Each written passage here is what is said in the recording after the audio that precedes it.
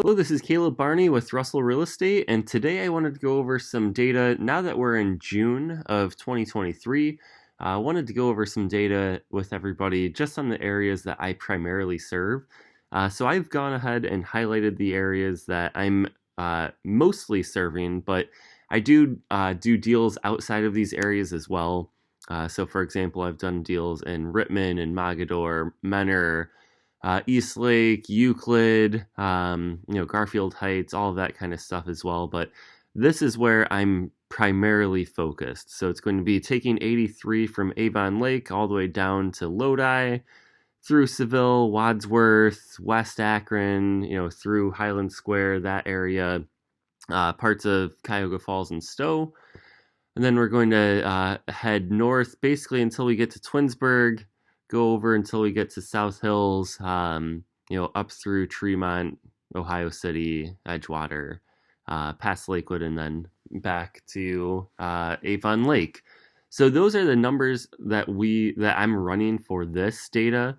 And what I wanted to start with was actually the number of new listings, because typically we see new listings jump up starting around March. I've had a couple of people ask me recently as far as when more houses are going to hit the market. And historically speaking, January and February are usually pretty slow. And then March, it will start to pick up. And then you'll see your peak seasons essentially being May through July as far as listings are concerned. So these are just new houses that are hitting the market for sale. Then it'll start winding back down as the school year starts. People are not looking to move as much. And then, of course, as we get toward the holidays and the winter months, it's just less desirable for people to move typically. But when we look at the numbers for 2023, you could see that, yes, we did see some seasonal adjustment, and you could see that based on the graph here. But based on like where we're at here compared to where we are normally through May, we're down pretty significant amounts as far as the number of new listings. So people thought that 2021 and 2022 had very few listings to choose from, or very low supply or inventory.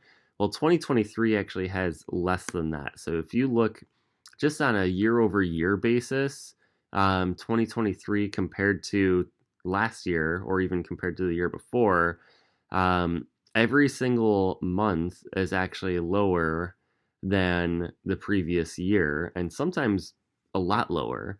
So you could see here, 6,300 new listings in May of 2022.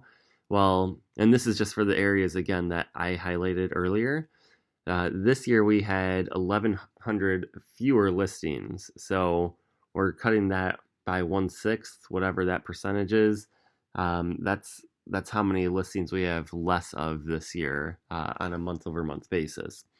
But we can't just look at number of new listings, because that's the new houses that are going up on the market. People are wondering, okay, are we seeing houses stay on the market for longer? And are we seeing supply actually rise? And to that, we are a little bit. I just wouldn't say that it's significant. So again, we're looking at the active listings. So this is all of the listings that are for sale. And we're going back basically 5+ years here.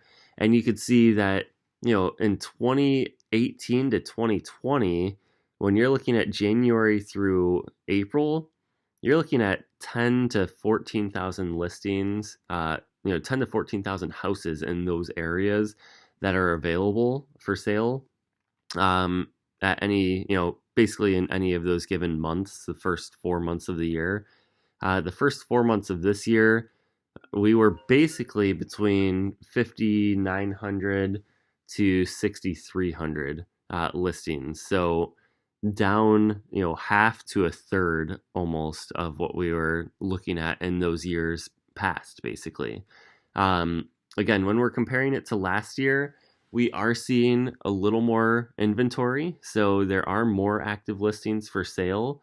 And partly, I imagine that that's due to interest rates because the beginning of last year is when they started hiking interest rates, but really in January of last year, we were starting, our interest rates were about 3.1% nationally for the 30-year fixed rate average.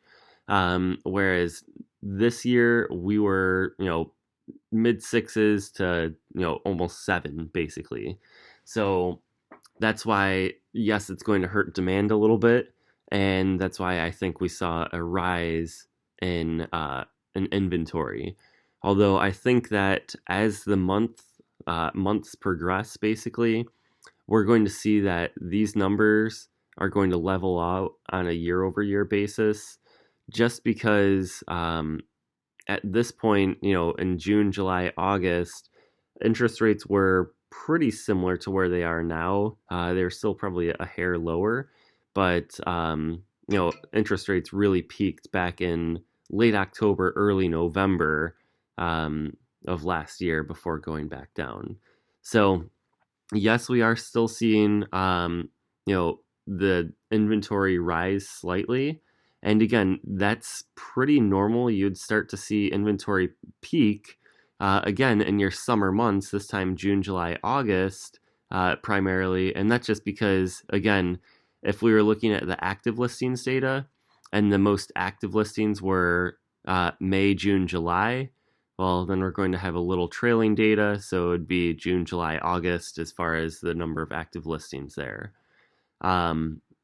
When we're looking at median days on market, in this case, I do like to use median. Sometimes I like using median. Sometimes I like using mean or average. I like using median when we have a large number of listings because I think that it's a little more accurate. And basically, they're saying if there's, 1,000, or in this case, let's say there were, 6,000 listings that ended up going under contract. How long did it take for them to go under contract? Well, essentially 3,000 went under contract in 19 days or fewer, and then 3,000 were 19 days or greater. So that's what we're essentially looking at. I would compare this year's market more so to 2021 as far as days on market. And it really just depends on the price point that you're looking at. So anything below the median price point right now typically sells very quickly still. There's a lot of people who are first-time home buyers or looking to get into an entry-level price home. So there's still a lot of demand there. Once you start getting into your, $500,000, $600,000, $700,000 price range and above, there's just fewer buyers looking in that price range. So, and then obviously, if they are taking a loan and they're not paying cash for it, when you have a loan balance of 400,000 or greater at even if it's at 6%, it definitely affects those buyers more so than it would for a loan balance of, say, like $100,000 at 6.25 or whatever it's going to be. So but yeah, basically houses are staying on the market a little longer than last year. Again, to be expected when you're comparing the 3.1% interest rate of January last year compared to the nearly 6.5, almost 7 of January this year. So of course we're going to see a little bump up there, but as you could see, it definitely has started to stabilize, and it's almost like it's the new norm. And there was some sticker shock for buyers there for a while, but if their life circumstances or situation dictates like, hey, it's still in our best interest to move, people are still moving. They're still buying houses, selling houses. It's just that there's less incentive for a lot of the sellers to trade in their 3% mortgage rate for a 6% or greater. When we look at sales price average, that's the other thing people are wondering. Okay, so interest rates are higher, home affordability is lower. Are we seeing home prices go down in value? And the short answer to that is no. So you could actually see basically on a year over year basis, we're seeing slight increases with the exception of May. I think that's more of an outlier, but basically we're basically staying pretty similar to last year for the first 5 months of data that we have here. We're also seeing that on a month-over-month basis, we're going up, up, up so far this year. That's also pretty common until you start to hit basically the end of the summer. So once we hit August, typically, the prices are going to start going down to end the year. And that's, again, that's seasonally adjusted, and you could see the little ebbs and flows for all of the graphs here as far as sales price average. And then lastly, for those of you that do like to look at the median instead of the mean, the average price as of May this year was $243,000, but a median price, which is the middle point, was at $200,000. So basically, same thing, month over month, every year so far this year, or every month so far this year, I should say, has gone up. And then when you're comparing it to last year, the median has basically gone up every single month, with it tying in May of 2023. So that's the data for now. If you have any questions about the data, let me know, or if you have specific questions about specific areas, let me know either in the comments or send me a direct message. I'd be happy to talk with you about it or to make another video. And with that, I just want to say have a great day and talk with you soon.